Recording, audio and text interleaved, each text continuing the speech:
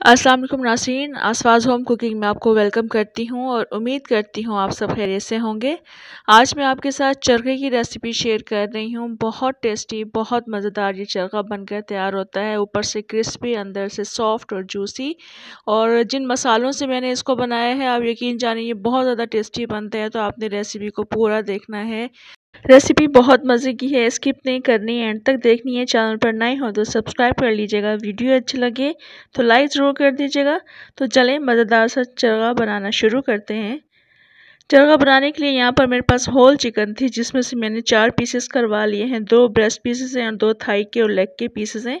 बस अब हमने क्या करना है, इसको अच्छी तरह से धोने के बाद ड्राई कर लेना है। ड्राई करने के बाद बस इसको हम कुछ कट्स लगाएंगे, गहरे गहरे कट्स लगाएंगे, ताकि इसमें हम जो मसाला लगाएं वो अच्छे से इसमें जज्ब हो सके। तो बस हमने क्या करना है, पहले इसके कट्स लगा लेंगे। तो कट्स लगाने के लिए सबसे पहले आपने क्या करना है, चिकन को गौर से देखिएगा। इसके ऊपर कुछ रेशे आपको लाइन की नज़र में नज़र आ रहे होंगे। तो जिस तरह की डायरेक्शन के साथ इसके रेशे नज़र आ रहे होंगे, उसी डायरेक्शन में आपने क्या करना है, कट्स लगाने हैं। और थोड़े से गहरे कट लगाएंगे ताकि इसका मसाला अच्छे से जा सके और जज्ब हो सके। ये देख लें, मैंने ब्रेस्ट के एक पीस को मैंने निशान लगा लिए हैं, कट कर लिए हैं, काफ़ी गहरे कट कर लिए हैं। दूसरे ब्रेस्ट पीस को भी मैं इस तरह से कट कर लूँगी। इस पर भी हम रेशे की डायरेक्शन को देखते हुए कट लगा लेंगे। इस तरह से देखिए मैंने गहरे कट लगा लिए हैं।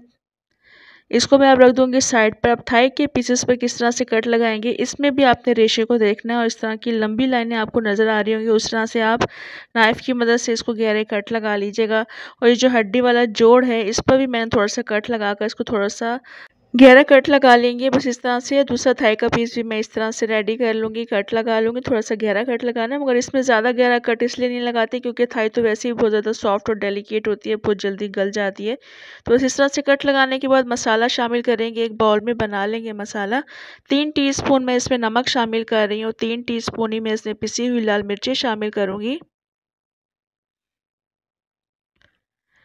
पीसी मिर्चें शामिल करने के बाद इसमें कुटी हुई लाल मिर्चें मैं शामिल कर रही हूँ। 2 टीस्पून के बराबर कुटी हुई लाल मिर्चें शामिल कर देंगे। इसके बाद हल्दी पाउडर मैंने शामिल किया है आधा टीस्पून। धनिया पाउडर शामिल करेंगे इसमें 3 टीस्पून।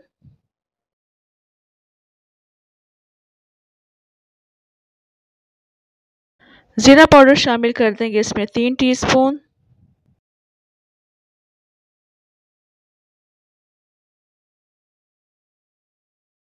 गरम मसाला पाउडर शामिल किया है मैंने 1 टीस्पून। इसके अलावा चाट मसाला शामिल कर देंगे 3 टीस्पून। लहसुन का पेस्ट शामिल कर देंगे इसमें 2 टेबल स्पून भर के। साथ इसमें अदरक का पेस्ट भी शामिल कर देंगे। मैं इसमें 4 टेबल स्पून शामिल करूँगी क्योंकि लिक्विड फॉर्म में है थोड़ा सा। तो 4 टेबल स्पून किया, आप 3 टेबल स्पून भी शामिल कर सकते हैं। तो अदरक शामिल करने के बाद इसमें लीमू का जूस शामिल करेंगे। फिलहाल मैं इसमें 4 टेबल स्पून लीमू का जूस शामिल करूँगी। मुझे कम लगेगा तो मज़ीद बाद में शामिल कर दूँगी। ये शामिल करने के बाद इस तमाम मसाले को काफ़ी अच्छा सा मिक्स कर लेंगे।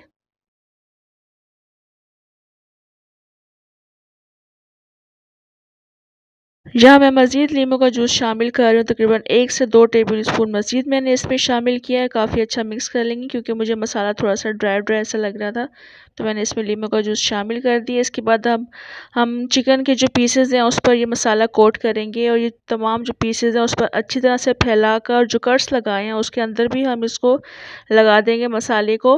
मैंने क्या किया था, मैंने इस तरह से थोड़ा सा मसाला, आधा मसाला मैंने तमाम पीसेस पर लगाकर इसको 1 घंटे के लिए फ्रिज में रख दिया था। और बाकी का जो मसाला बच गया था उसको मैंने 1 घंटे के बाद दोबारा से कोट कर दिया था। इससे क्या होता है, मसाला जब हम चिकन पर लगाते हैं तो उसमें सिक्रीशंस होती हैं कुछ, और वो जो पानी रिलीज़ करती है चिकन, तो उससे क्या होता है मसाला छूट जाता है। तो जो मसाला हमने लगाया था थोड़ा बहुत इसमें से निकल गया था।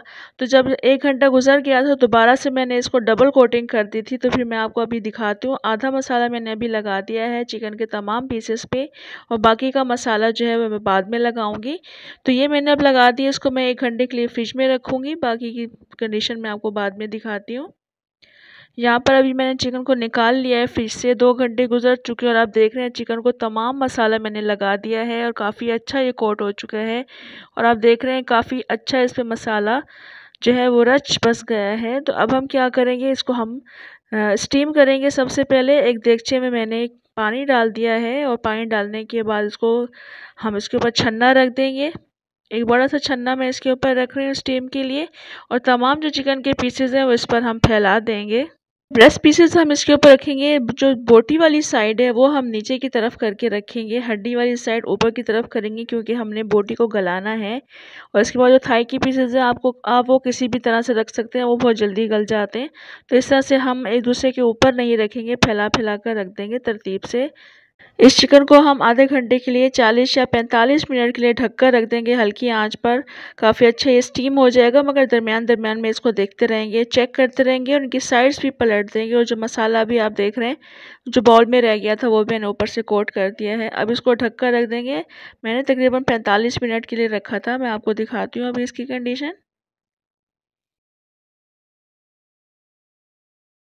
यहाँ पर चिकन को स्टीम देते हुए 40 से 45 मिनट हो चुके हैं। दरमियान दरमियान में मैं चेक करती रही थी, इनकी साइड्स को भी पलटती रही थी। इससे क्या होता है कि सब तरफ से काफ़ी अच्छी स्टीम मिल जाती है, गल जाते हैं, पक जाते हैं। तो अभी आप देख रहे हैं गोश्त ने हड्डी को छोड़ दिए, काफ़ी अच्छे ये गल चुके हैं, बहुत डेलिकेट हो चुके हैं इस वक्त ये। बहुत आराम से और एहतियात के साथ हम इनको यहाँ से निकाल लेंगे।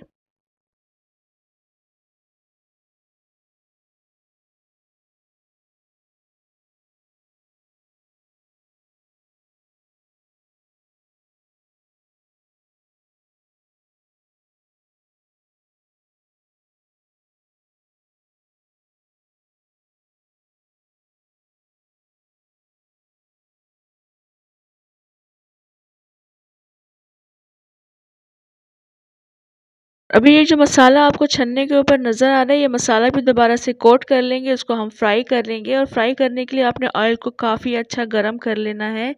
इसको काफ़ी अच्छा गरम करने के बाद हमने इसको चरखे को इसमें ऐड करना है, क्योंकि हमने इसको सिर्फ कुक करना है। जब गल तो चुके हैं काफ़ी अच्छे, बस सिर्फ इसे हमने कलर देना है। तो हम क्या करेंगे, तेज़ आंच पर इसको ऑयल को गर्म करने के बाद ये शामिल करेंगे चरखा। तकरीबन 4 से 5 मिनट में ये काफ़ी अच्छे इसके ऊपर कलर आ जाता है। एक साइड पर तकरीबन 3-4 मिनट में कलर आ गया था। दूसरी साइड से भी मैंने इस तरह से पलटते हुए फ़ौरन से इनको कुक कर लिया है, और काफ़ी अच्छा इन पर कलर आ चुका है। तो बस इसको इस तरह से पलट देंगे। 4-5 मिनट में बस ये चरखा तैयार हो जाएगा। तो इन तमाम पीसेस को हम यहाँ से निकाल लेंगे। ये देख रहे हैं कितना अच्छा ज़बरदस्त सा कलर आ चुके हैं। ऊपर से ये क्रिस्पी हो चुके हैं, अंदर से बहुत ज़्यादा सॉफ्ट और जूसी हैं। बस कलर आ जाएगा तो तमाम पीसेस निकाल लेंगे यहाँ से।